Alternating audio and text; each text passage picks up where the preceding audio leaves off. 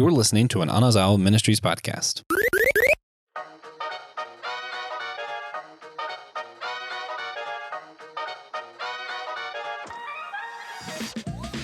If you are anybody who lives in the United States of America and have some pocket change to order HBO Max, or used to get HBO, then you are very familiar with Sopranos. This show is the greatest show, TV drama ever, that propelled HBO. It shaped a genre. It shaped the nation. It is The Sopranos. And I don't know about you, but every time I hear that song, I'm thinking about getting a gun. I want a gun. I have guns, and I want more guns just because of the song alone. So yes, today we are talking about The Sopranos, and we are here just to give you a brief, and I mean a brief, highlights and points and subpoints of some of the stuff that went on in the show. But trust me when I tell you that we will not be able to cover it all in an hour because it's just too much to talk about. But we are going to come in swinging today about The Sopranos. So I have with me today these other two gentlemen who has the ability to watch the show way after I did, because I was like, no. I was like, no. I waited every Sunday at 9 o'clock from 1999 to 2007 to watch every single episode of The Sopranos. But these gentlemen, Christian and Nick, are my co-hosts, and they are just new to The Sopranos. They get the opportunity to binge watch it and not have to wait for another week to get into it. But guess what? We're here, we're talking about it, so let's get right into it. So Nick, introduce yourself to the crowd, because I think this is the first time we've been on, so tell us something good about you. Hey everybody, geeks out there, Kino, Christian, thanks for having me on. My name's Nick. I am a wannabe Tolkien enthusiast. I guess I am a Tolkien enthusiast. I'm the production editor for the academic journal of the Tolkien Society. And I got connected with y'all through Will Rose, Pastor Will, who I got connected to through Trip Fuller of Homebrew Christianity. And so I love, like, the three nerdy things about me. I love Lord of the Rings, I love coffee, and I love punk rock. And now I really love The Sopranos. So, all right, Christian. I'm Christian Ashley. I'm the host of the podcast Let Nothing Move You that I just started last week. So I'm going through the book of Luke right now, having a lot of fun with that. And I'm also here with SG, and I'm here to have a good time talking about The Sopranos, which I am new to, as Kino said. We did not get the feature of having to wait week by week. We are truly a spoiled generation, being to watch whenever we want. Spoiled is a good word to use. Because watching this show reminded me of the pager I used to have and the cell phone I used to have. And I found my Blockbuster card. Let's go. Yeah. So if you don't know anything about that, trust me, Blockbuster was the thing that you did on Friday or Saturday over the weekend. If you did not want to go to the movies, you went to Blockbuster to find that show. I remember I got introduced to UCF that way. It was Blockbuster was the thing to do, and my God, this show is a timeless classic that it changed the trajectory of HBO.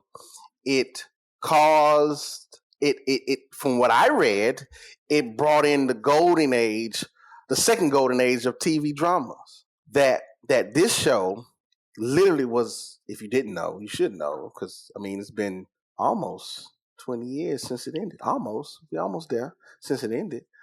This show set the tone and the standard. It was supposed to be a movie, but they turned it into a series. And I'm like, yo, this was well thought out. So as the host and the guy, one of the hosts and guys, we're gonna dialogue, we're gonna talk. But I want to ask this first question from you all, seeing how you just spoiled Just gonna call you spoiled today. No. What was your impression when you finished season 1? Let me ask this. What was your initial impression of watching the first season? I've got to see more. I can't stop. I mean, this is good. This is quality television. There's a reason it became a phenomenon. Yeah, I mean, it was the exact same. Like, it was after the first episode, and I was like, that's one of the perfect pilot episodes I've ever seen. And me and my wife annihilated the first season in like the first couple days. And we've been getting them from the library instead of like paying for HBO. So we were kind of like doing that Blockbuster thing where we're like having to put the DVDs in and wait and all that stuff. That's awesome. That is awesome. Whatever works. Yeah, that's cool. So you were all hooked. What got you? So let me ask this question. So now that you all have now been baptized in the Soprano world, and we are almost at the conclusion. Now we all know how it ends. Okay, it ends by somebody coming up and pulling out a gun, and it fades to black. That's how it ends. We don't know who got shot, who shot JR. We don't know. We have no idea. That's the whole point. That's as flashy as it came in. I will never forget. That was the talk of the town. Did he die? What happened? We don't know, because we thinking that, you know, the characters that we fall in love with, that we come attached to, they end up dead. And you like, wait, this is one of his best friends. Why did he kill him? Why did he, what's going on? So yeah. We are talking about this show, and so I have to ask this other question. I gotta ask you a question. Do you think you could be a made man? Do you think you could make it in the world of the mob? I'm gonna, for me, I'll just tell you a little about myself. I consider myself a Christian. I'm trying to be a better person every day. Let the Holy Spirit guide my life. But I am a morally gray individual. So I could see myself justifying. I'd be like, you know what? I murdered a couple dudes to make a couple grand, but I'm also really good to my wife. So, and I'm bringing home the bacon. So I think I could be a made man. I might not last very long. Someone might hit me out of jealousy or something like that. But I think I could make it on the business side. You think you can make it on the business side? I think you'll be in upper epsilon?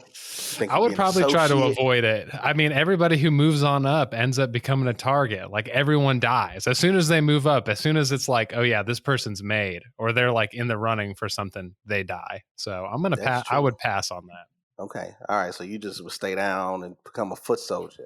That's right. Saying somebody. That's right. I got you. What about you, Christian? I don't think I have the guts for it. I couldn't do it. All that conspiracy and espionage and having to kill people and organizing people to deal drugs. It's just not me. I could never do it. I'm not looking down on you in any way, Nick, but I feel real. If I was in that scenario, yeah, you should be. It's like, no, I couldn't do it. It's just not in me. So let me tell you a secret that you don't think that you would ever hear someone in the ministry say, but I am a made guy because I'm an ordained elder in the Methodist Church. Now you might think, wait, he's ordained, he's a minister.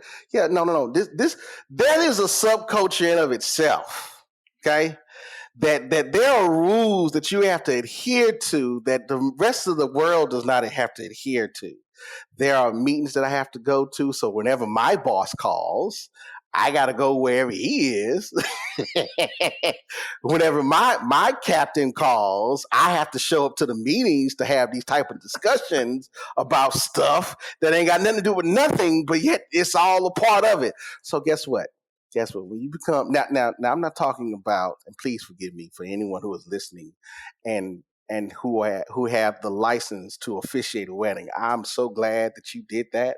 But I'm talking about, I had to give 6 years of my life to study before I became ordained. So now I put in my work. So yes, I am a made guy, and I'm proud that I'm a made guy. But I promise you that funny enough, in watching The Sopranos and thinking about ministry, and I'm not talking about the killing or all the other hard stuff, but being able to compartmentalize and cut yourself off from ministry and family and business and all those type of arenas that you're flowing in out of, that's a difficult thing that we as ministers have to actually navigate, because there are instances where you might go to the hospital and you are going to see a family as they are grieving the death of their loved one, and then you go right down the room or to a different floor, and there you're now celebrating with another family a birth of their child, and you got to be there for both of them. So yeah, so I understand Tony Soprano. Okay, I get him. I get all the crap that comes with dealing with people and their issues and all that stuff. I see it, and I'm just going to tell you now, okay? I would kill a lot of people, okay? I'm just going to be real. The reason I said it is because, and I'm not saying that I'm not trying to go out and kill anybody. No, please don't write in and say, oh my gosh, Keno's the killer. He's horrible. No.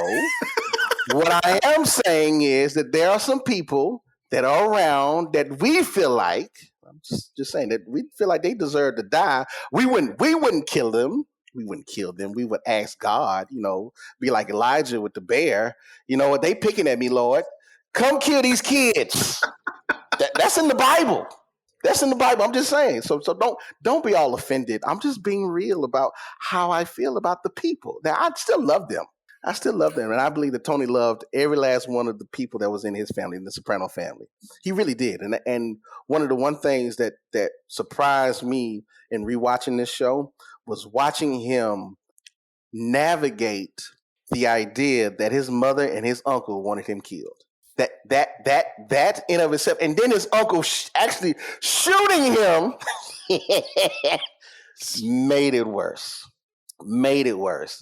But we see how life is very complex, and the truth is that the human condition is not as black and white as we think it is. It's a lot of gray. It's a lot of, and I think that's what's the appeal about the show, is that it shows you the true, authentic American individual. Period.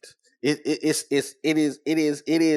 the capturing of a culture and the evolution of a culture in the same sense.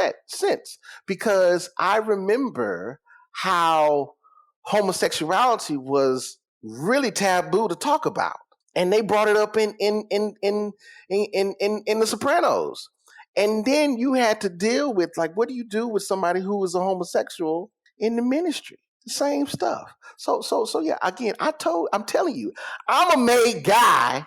It's just I'm in the army of the Lord. I'm just in the army of the Lord. But that was the other aspect about this that was really cool. So I know I'm talking a lot, and y'all got to stop me if I keep going, because I will keep going, because I really do love this show. But I want to ask this question. So far, since you all have watched it, what do you think is the most controversial aspect of this show, in your opinion? Well, I can think of two. Okay. My first one would be a moment, and that was I would really argue, the gratuitous rape of Dr. Melfi in season 3. I mean, they do stuff with it in the show, and she does grow from the experience, but I think it was on HBO and they wanted something controversial to happen to her to get people to talk. Yeah. And I was not a huge fan of that. That's one of those things that I'm always not a big fan of. Not that it could never be discussed on a show, not that it could never happen to a character, but like make it worth something across the entire run. And I don't think it does. Now, you can feel free to disagree with me on that, but that's fine. And I think the other thing too is with series like this, with something like that has a villain protagonist. I think of Breaking Bad. I think of Death Note. Eventually, along the way, I'm gonna stop caring about them winning and want to see them get what's coming to them. Uh-huh. That's just who I am. Like, I can't handle them always winning, always doing these evil things. It just really irks me. But from what I understand, depending on how you view the ending, that could have happened. Correct. Yeah, I really like your take on Dr. Melfi, because they really only explore it as far as her relationship with Tony, for like 2 episodes, and then they really move on and wash their hands of it and never bring it up ever again, which is I think you have a really good point. I think since I've watched it, I think the most controversial thing, because of course when you watch a TV show, your algorithm changes, and of course then you see all the Twitter threads and everything like that. And like people are still talking about the whole Vito thing, about him trying to figure out himself when when they found out he's gay, he runs away, he tries to find out his life, and then he tries to come back because he doesn't want to do the hard work. He wants to live the life of luxury. And of course he ends up dying. And so I think that I've seen people talk about how they do the tropes of like, oh, gay characters, always end in tragedy, etc. But I think like kind of some things that you had said, Kino, about just the American life, like even dealing with things as a minister and, kind of making those parallels of like, one of the things that hit me when it like really woke me up to like how one of the reasons the show's so good is that like the Phil, who was like the stand-in boss for New York, who was related to Vito, and like his wife tells him basically that Vito needs to die because it's embarrassing to the family.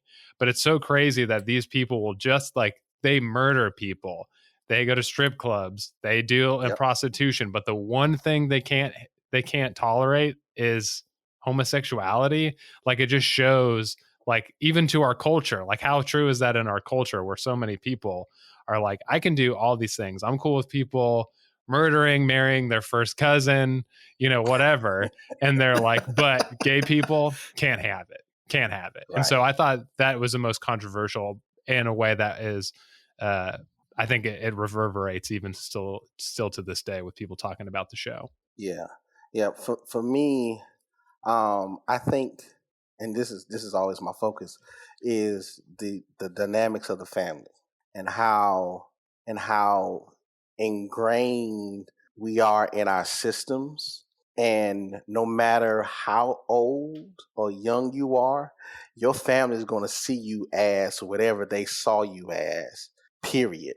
So to take Tony Soprano point, I can't remember which uncle he was talking to, but one of his uncles still called him a little boy. He was like, I'm grown. Or I can't remember if it was like Christopher. I can't remember who it was. But to be able to navigate your family from growing up and trying to separate yourself, but still being a part of the family and feeling connected to the family, and then the nuances that come up in your family. Because again, I love to preface by telling people, especially when I talk about mental health in the church, I tell them that you're crazy and your family is crazy and we're all crazy, but it's okay because we all came from crazy families, but it's okay. But the truth is that if you think that you're perfect, if you think there's nothing wrong with you, then you're Jesus. And I'm sorry, but I don't think anybody around here is going to call themselves Jesus. So no, let's accept the fact that we all are crazy. We come from crazy families and we just don't get it right all the time. And that's okay. But you see how, and I do not know, one, I will say this, I do not feel bad for Tony Soprano for anything that he chose to do, because I believe that you have the freedom of choice, that you can choose to do whatever you said to do, especially if you're grown. Especially if you're grown and you're the boss of the family. Like literally you could decide, no, I'm not going to do this. I'm not going to talk to you. I'm not going to do any stuff. Like you could have made that choice. But also realizing that the freedom of choice is sometimes being hindered by circumstances. Sometimes how we grow up and where we grow up prevents us from having certain choices of freedom of choice when we have just limited choices because of how we are raised. And you can see that it was an issue when Janice left and came back. They felt like that she abandoned them. But Janice was like, I need to get away from y'all. Y'all too crazy. Y'all just too much. But she did come back. But then she was being herself as she always is. And so it's fascinating to see the issues of families being played out. Let me say it this way. The issues of family systems being played out in grown adults who are siblings. and the children of adult parents as well. That is, and you can't never think that what you do don't have an impact on anybody. No, that's not true, because the Bible says that life and death is in the power of the tongue, and those who love will eat its fruit. So whatever you say will impact, and you have to eat it at some point in time.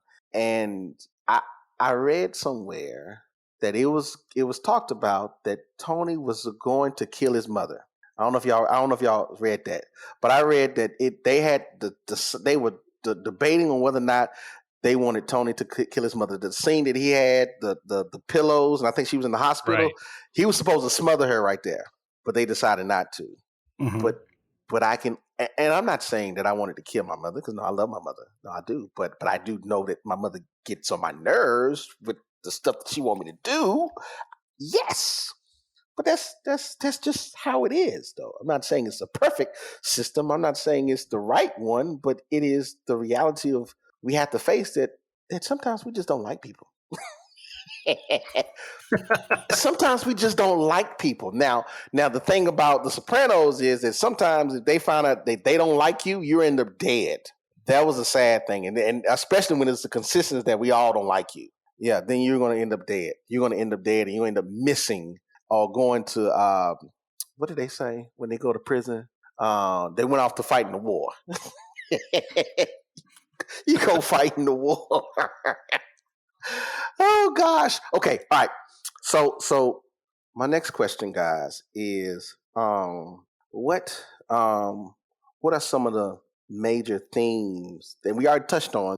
But outside of those two, what other themes do you think that this show touched on that is still relevant even today?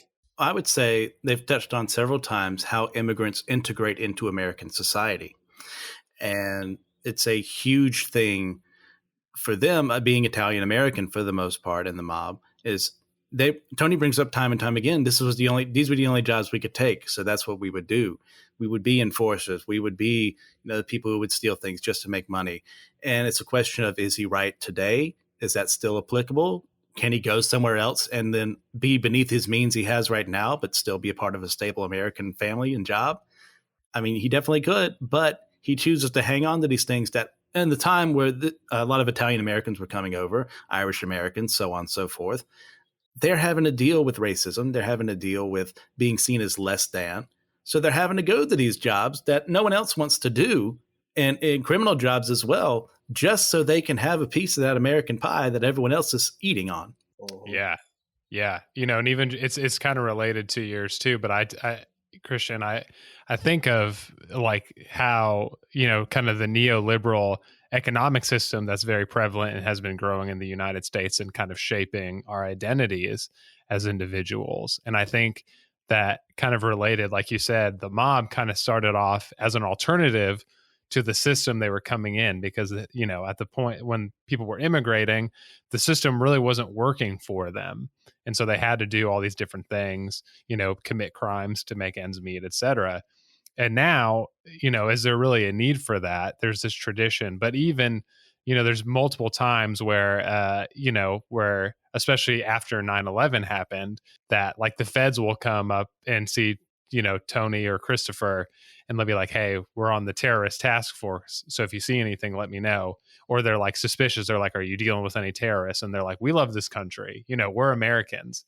And it's just very interesting that they're like, they hate the feds.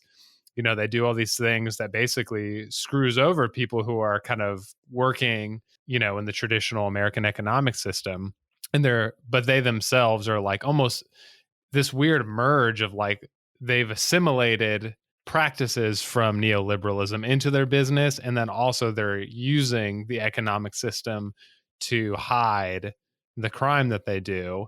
And it basically, I think it points to just the justification of like how a lot of big corporations, like Amazon or whatever, it's just business. Like, we're just doing what we're told. We're using the system to whatever, and we're not taking into account how we're treating our workers, et cetera. That sort of thing. And so I think it really does have this weird play of like, oh man, maybe the way that we live our lives every day and the way that we categorize ourselves and separate ourselves and navigate those things aren't that separated from the way that the mob functions. So No, listen. If you have a family and you all get together for dinner at some point, you're a mob. You're a mob. Because y'all gonna sit around the table and talk about stuff. You're gonna talk about people. You're gonna talk about the stuff that goes on, the normal things that happens in the family dinners. And there'll be some fights that happens at the dinner, and sometimes there might be some cussing, some knives might be brought out. Hopefully no guns. We don't know. Maybe some guns. But like you said, talking about people you might want to whack later, you might not do it, but you're like, this person needs to go. We've had those conversations. So we just want to invite them again to the family function. That's what we're going to do. That's right. What we're going to do. Yeah. No, but yeah, that's key. And then the other aspect that I like the show and how it approached. Let me say this: it brought mental health to the forefront.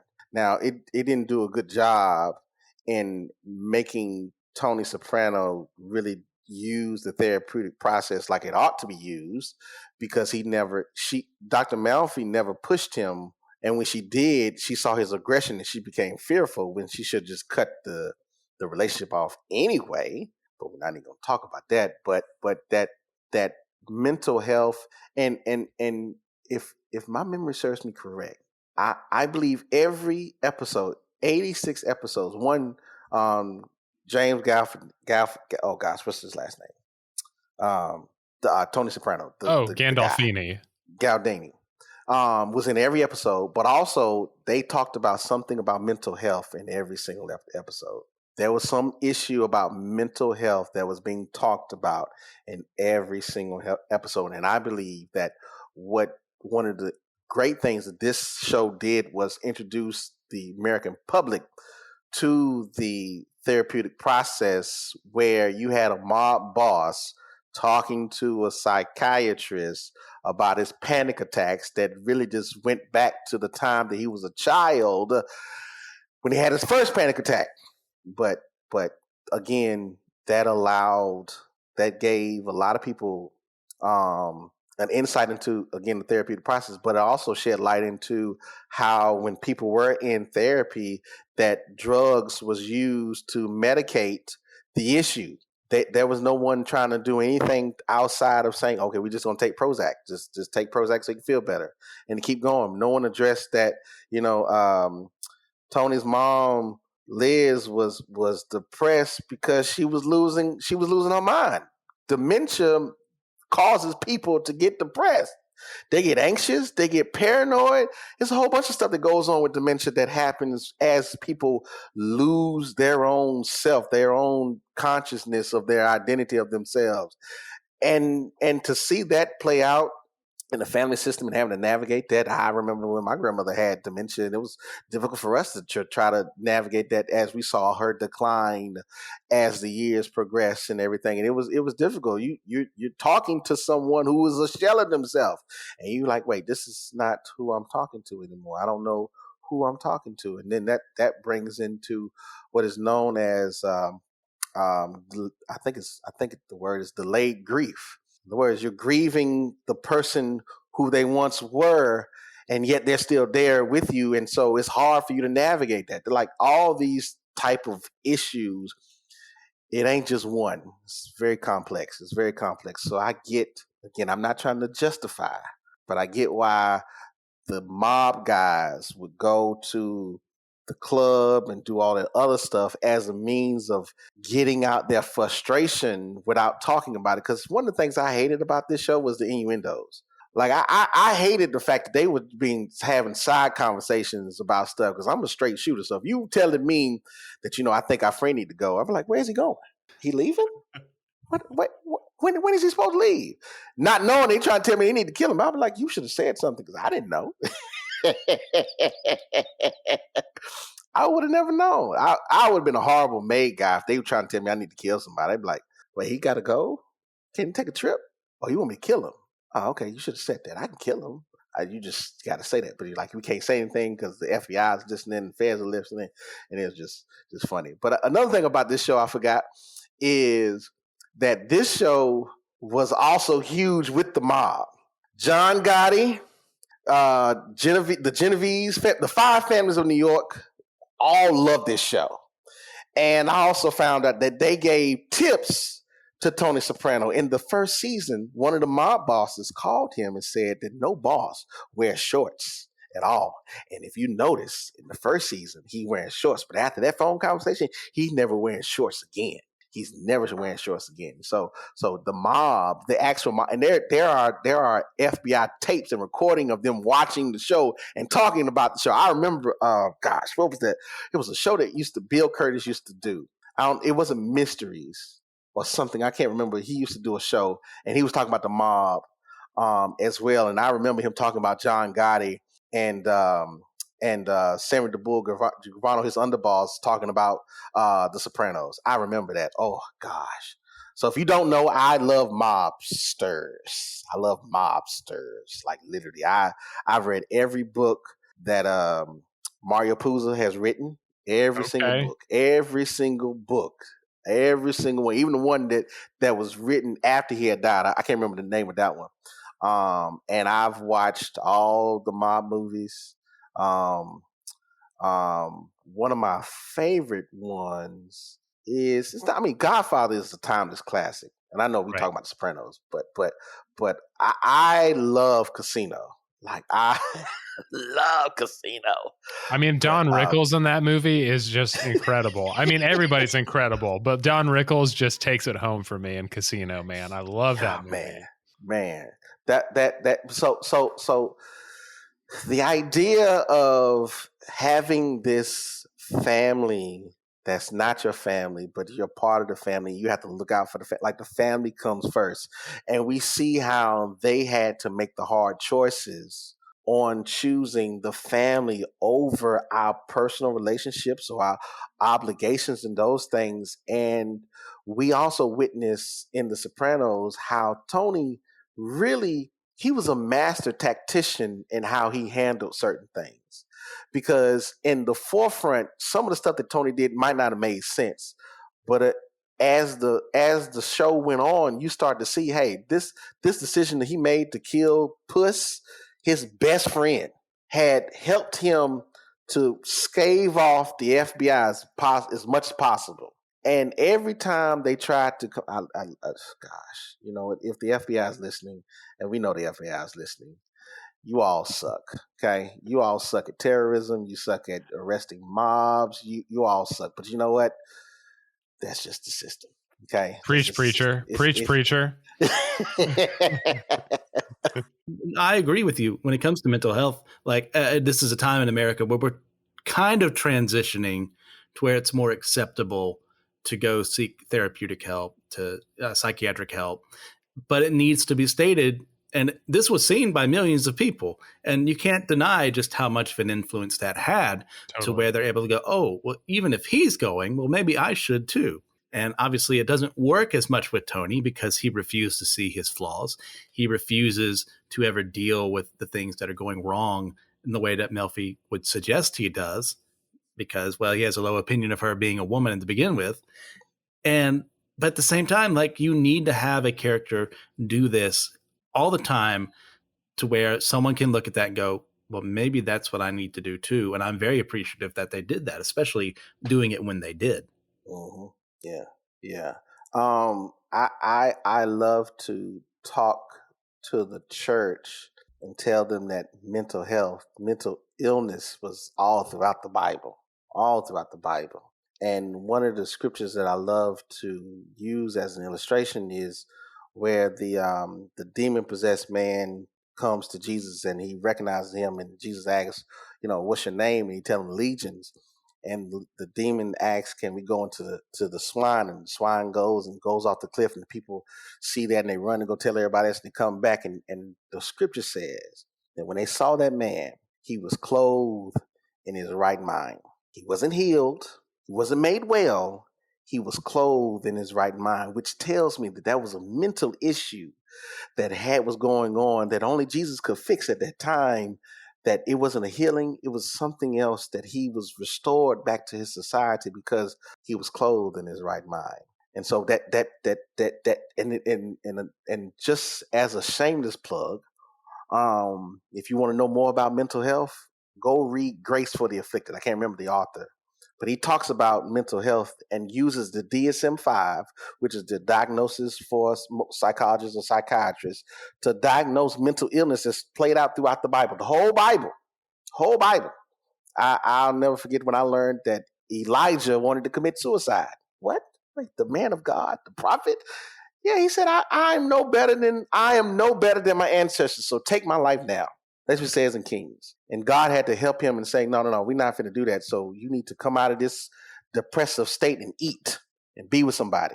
That's what depression does. It keeps us isolated in those things. So yes, I don't want to sugarcoat the impact that mental illness has. And that again, and I agree with you, Christian, that is being talked about more in today's society than it ever has. And I'm so thankful. And I suggest everybody go talk to a therapist. Okay. Everybody need to go talk to a therapist. Okay. If you think that your mama was good, I'm pretty sure she wasn't all that great. Now, you might love your mama. I'm not saying your mama ain't bad. Everybody love your mama, but she probably did some stuff to you that probably messed you up today that you didn't realize now. But everybody needs a therapist. And the sad truth is, even therapists need therapists.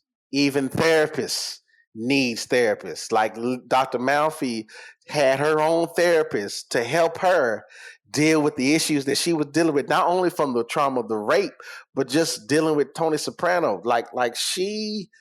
We even saw her life all jacked up because the kid was, what was her son doing? I can't remember what he was doing something, but he was a disappointment, but it was only after the rape that they had a better relationship.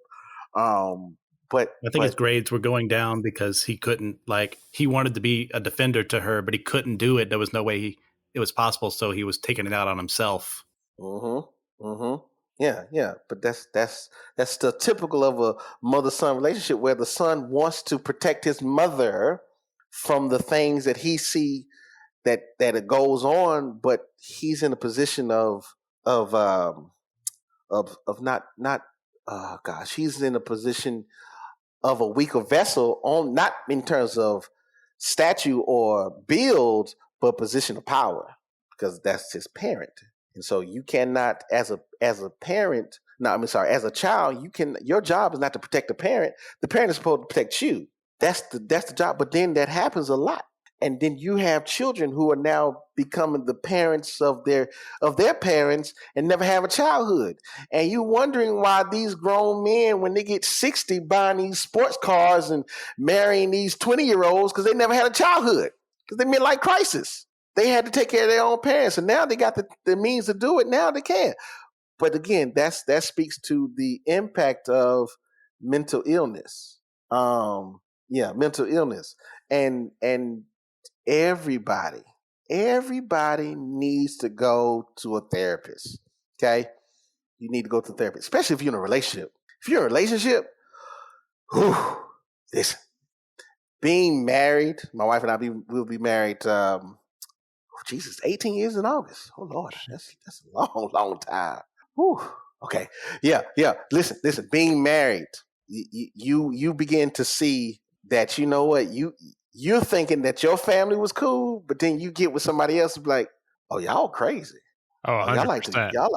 Y'all like to yell and argue. We over here sitting quiet. We don't do none of that stuff. I ain't come back over here, but you can't because you married this person. This is the family you in. So yeah, guess what? You might need some therapy. Gosh, listen, premarital counseling works if you use it. Okay, it works if you use it right, to help you maintain the relationship. Otherwise, you're just gonna fail like everybody else. Because I get it, because you can't deal with the person. I get it. I understand. But that's where therapy helps. That's where being able to process your feelings and then help you to coach you to navigate how to deal with these situations. That's what's necessary. And I think that's one of the good things about this show. If you take away all the drugs and the sex and the infidelity and the killing and the cussing, you still have a good show because you're still dealing with family relationships. You would still have a good show if you took all this stuff, because you're still dealing with the dynamics of friendships, how men get along with each other, how men sometimes don't talk about the issues, that they are glossed it over, how women want men to step up and be the men and the leaders in a relationship, and men trying to do that thing, but in their own minds, they're doing it the way they think they is, and yet they causing more damage. Yeah, this is all from the show. This is all from the show. So we ain't talked about the killing or the drugs, drug addiction, or the sex or the exploitation of women, any of that stuff. No, we just talking about mental illness. And Yeah. I think, So, again, this show does a great thing with it. yeah. And men out there who are still, because I feel like mental health, like you were kind of talking about, is still a little taboo. And Christian kind of pointed to this too, a little bit of like, it's taboo for even still for some men to acknowledge they need therapy. But if Tony Soprano can go to therapy, you can go to therapy. So here's another shameless plug. I believe that everybody needs a Sean in their life. And I know you're like, Sean, who is Sean? Well, Sean is my therapist. Yeah, I have a therapist. And when I tell you I love Sean, he's not even my therapist. He is Sean. Do you hear me? He is not he is Sean. And I love talking with Sean because Sean helps me to navigate some stuff. Because again, I want to kill everybody. I do want to kill everybody, but you can't kill everybody. You can't be like Elijah and pray for a bear to come. God ain't gonna do that no more. He did it for him. He ain't gonna do it for me. Well, maybe he might do it. I'm gonna keep asking to see what happens. I'm just teasing.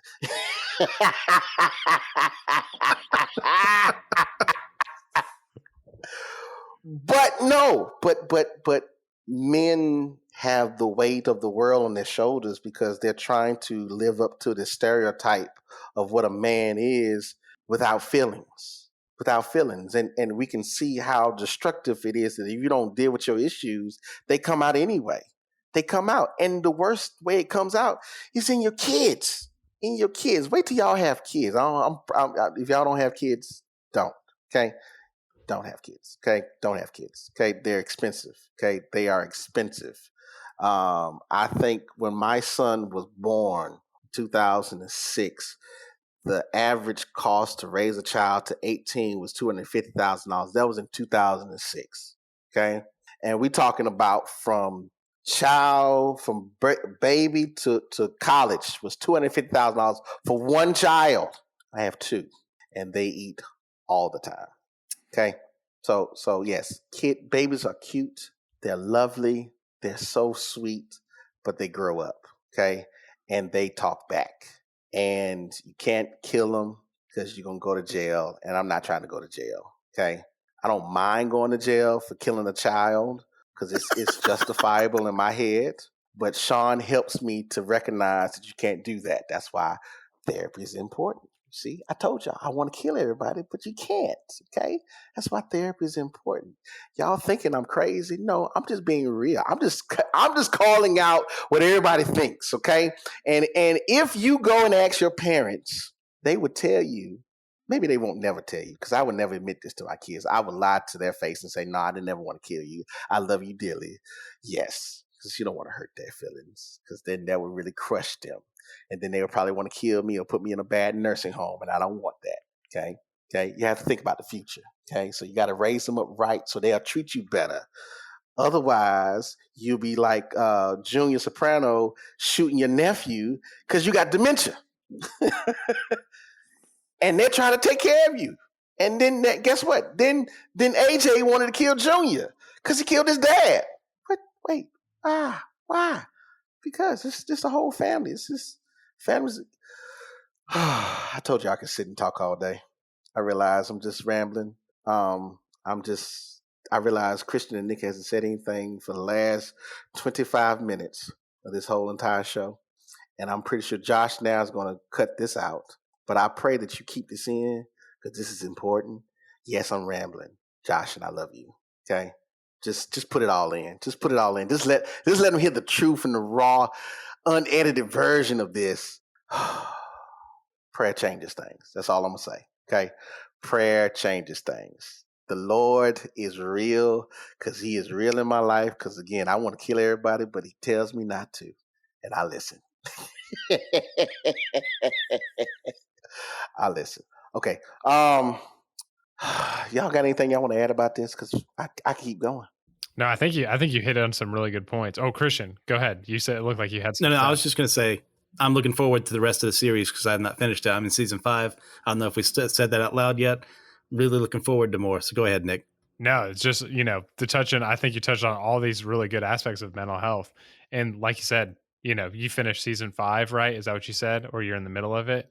Middle of it. Yeah. Yeah. Season 6 continues to pay out the dividends. It's so good. It is. I remember. God, I remember. I hated the fact that they broke up season 6 into 2 different episodes, and we had to wait a whole nother year just to see how it ended. God, I hated that. It was basically season 7. horrible. They say season 6, but it's Yes. basically season 7. Like, I don't know why they didn't just tell us that.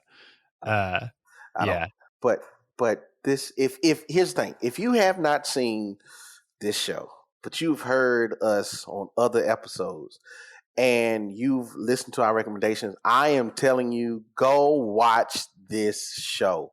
This is a great, great show. If you want to, here's the thing. If you was born in the 2000s, not the 1900s as my kids call it, I hate y'all, but I still love you.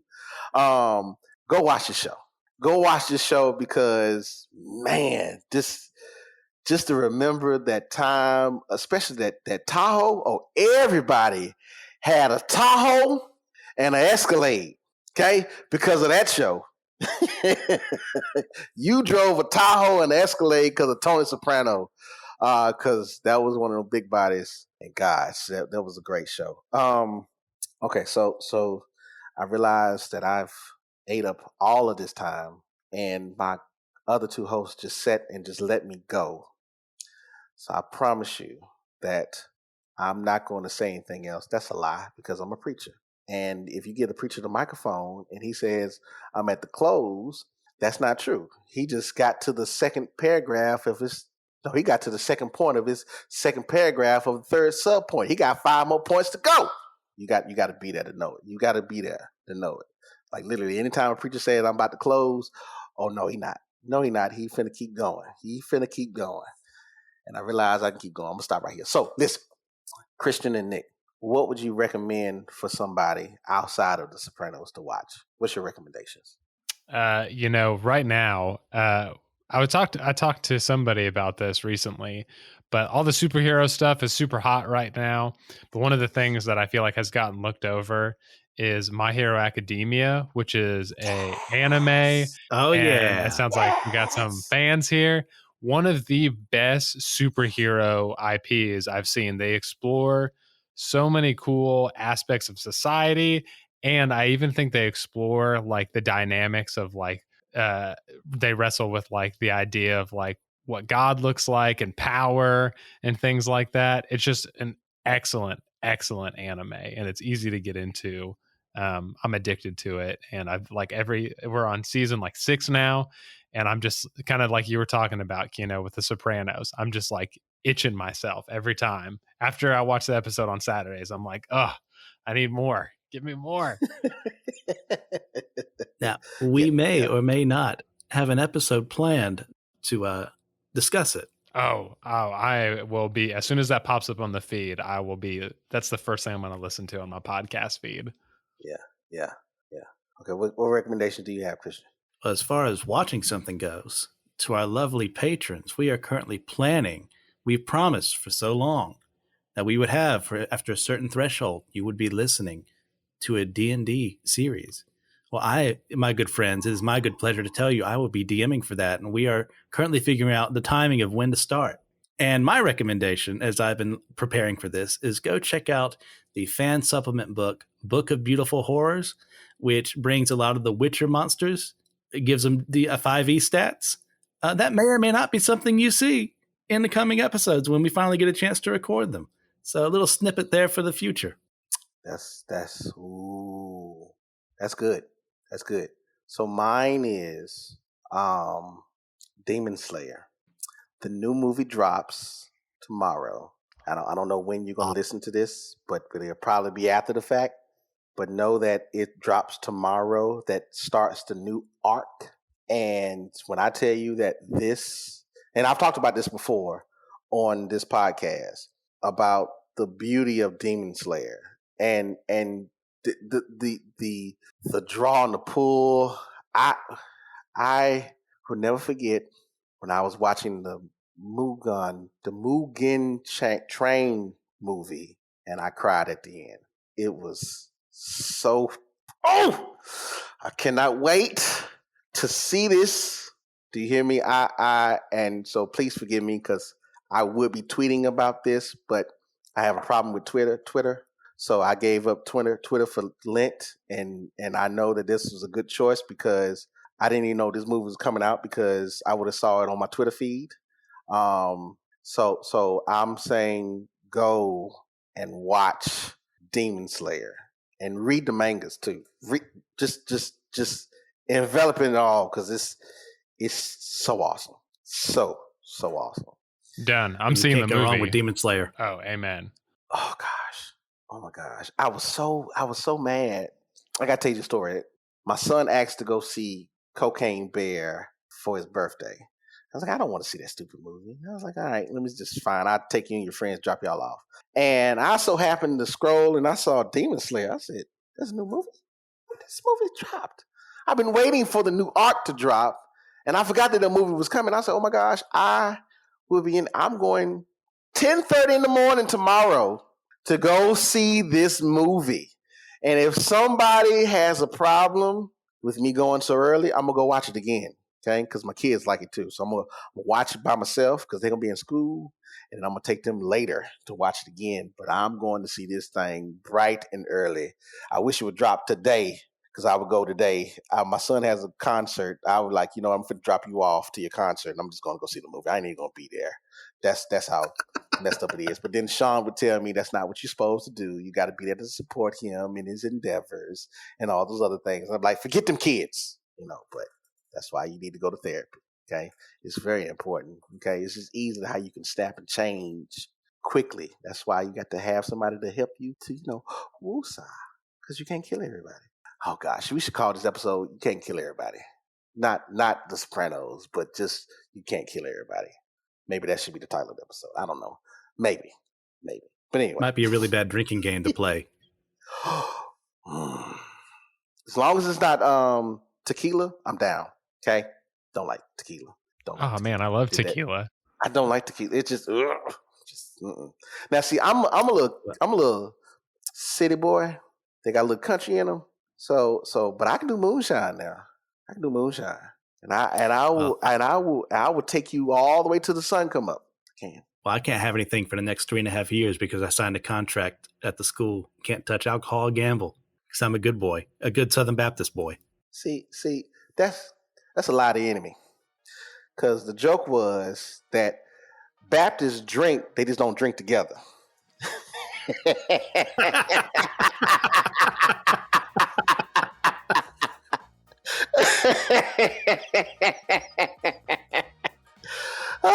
They drink, but they just don't drink together. They don't drink together. Yes, indeed. But listen.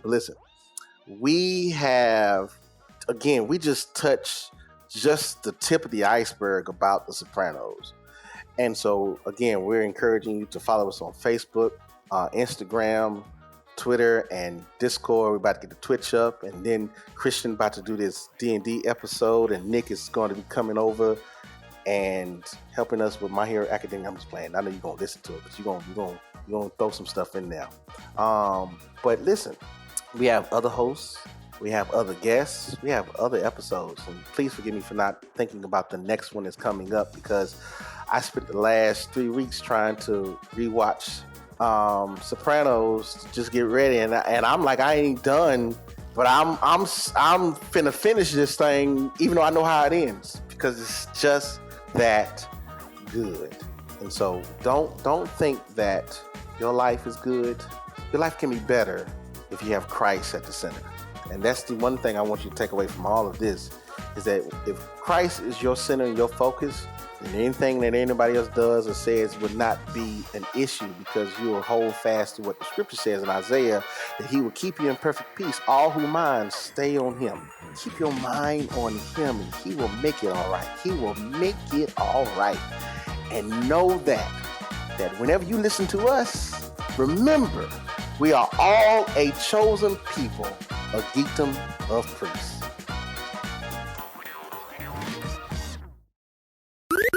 This was an Anazao Ministries podcast. If you enjoyed this show and would like to learn more about our network, be sure to check out the Anazao Ministries Podcast Network.